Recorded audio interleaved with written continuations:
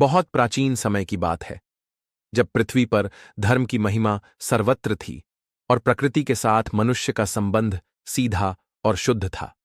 वनों में ऋषि मुनि तपस्याओं में लीन रहते थे और गांवों में लोग गायों का पालन करते, खेतीबाड़ी करते और ईश्वर के नाम का कीर्तन करते।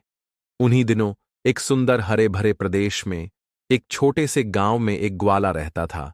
उसका नाम था गोपाल। गोपाल का जीवन बड़ा सरल था। हर दिन वह भोर में उठता, स्नान करता और अपने गोठे में बंधी गायों से स्नेहपूर्वक बातें करता। फिर वह गायों को लेकर जंगल की ओर निकल पड़ता, जहां हरियाली थी, सरोवर था और पक्षियों की मधुर आवाज।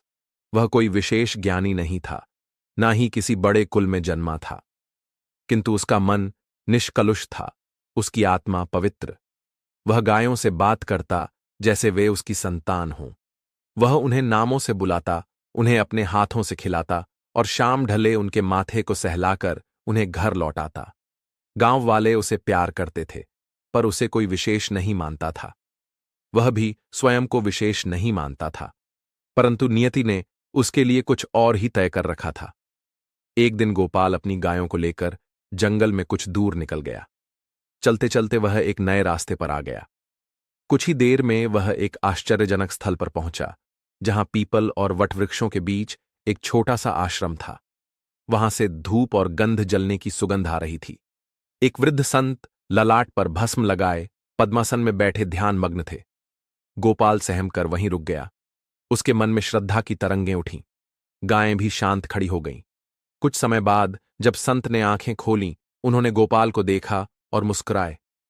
आओ वत्स, उन्होंने कहा, तुम्हारे चरणों की धूल भी इस भूमि को पवित्र करती है। गोपाल अचंभित हो गया। मैं तो एक साधारण ग्वाला हूं महाराज, आप जैसे तपस्वी की वंदना करने भी योग्य नहीं हूं। संत ने सिर हिलाया। साधारण कौन है और विशेष कौन, यह केवल ईश्वर जानता है। उस दिन के बाद से गोपाल संत के पास बैठने लगा। वह उन्हें ध्यान करते देखता, मंत्रों की ध्वनि सुनता और कभी कभी जल व फल चढ़ाकर लौट आता। धीरे धीरे उसके मन में भी वैराग्य की चिंगारी जलने लगी।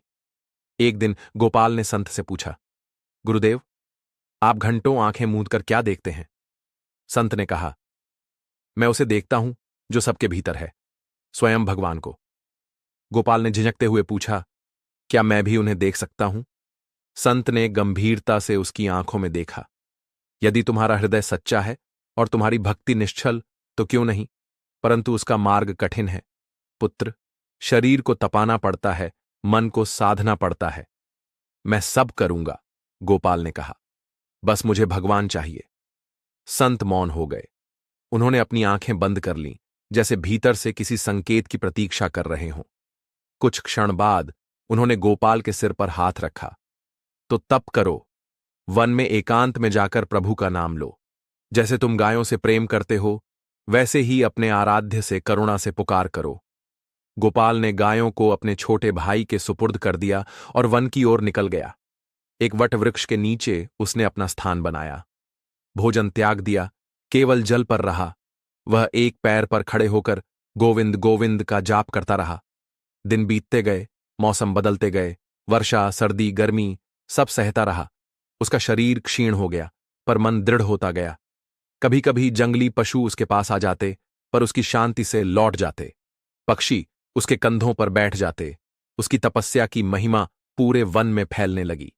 जब भगवान ने देखा कि यह साधारण ग्वाला अद्वितीय तप कर रहा है, तो उन्होंने उसे परखने का निश्चय किया। वे ब्रह्मा और विष्णु को साथ लेकर एक दिव्य लीला रचने लगे। सबसे पहले उन्होंने सुंदर अप्सराओं को भेजा। वे संगीत और नृत्य से गोपाल को लुभाने लगीं, किंतु गोपाल की आंखें बंद थीं। वह केवल प्रभु को देख रहा था। फिर भगवान ने स्वर्ण, रत्नों, हाथी, घोड़े, सिंहासन आदि का मायाजाल रचा। गोपाल के चारों ओर स्वप्नवत राज्य खड़ा हो गया। किंतु गोपाल बोला, मैं यह सब नहीं चाहता, मुझे केवल अपने प्रभु चाहिए। तब भगवान स्वयं एक वृद्ध ब्राह्मण का रूप लेकर उसके पास आए। वत्स, ब्राह्मण ने कहा, इतनी कठोर तपस्या क्यों? क्या मांगना है प्रभु से? गोपाल ने आंखें खोलीं। केवल प्रभु का साक्षात्कार। यदि वो न मिले तो? वृद्ध ने पूछा। गोपाल की आंखों में आंसू आ गए। तो मैं मर जाऊंगा, पर भक्ति नहीं छोड़ूंगा। वृद्ध मुस्कुराया और तभी एक तेज प्रकाश फूटा। उस वृद्ध रूप में से स्वयं श्रीहरि नारायण प्रकट हुए। श्रीहरि की शोभा वर्णन से परे थी। उनके नेत्रों से करुणा की वर्षा हो रही थी। चार भुजाएं, शंख चक्र गदा पद्म धारण किए हुए वे ग्वाले के सामने खड़े थे। गोपाल रो पड़ा। वह उनके चरणों में गिर पड़ा। भगवान ने उसे उठाया। वत्स, आज तुमने सिद्ध कर दिया कि भक्त कौन होता है। मांगो जो चाहो। गोपाल ने कहा, मुझे कुछ नहीं चाहिए प्रभु, मुझे केवल यह आशीर्वाद दो कि मैं सदा आपके चरणों में रहूं, मेरी चेतना कभी आपसे विचलित न हो। भगवान ने प्रसन्न होकर उसे गले लगा लिया। तुम अब केवल ग्वाले नहीं हो, तुम मेरे परम प्रिय हो। संसार तुम्हारा नाम भज करेगा।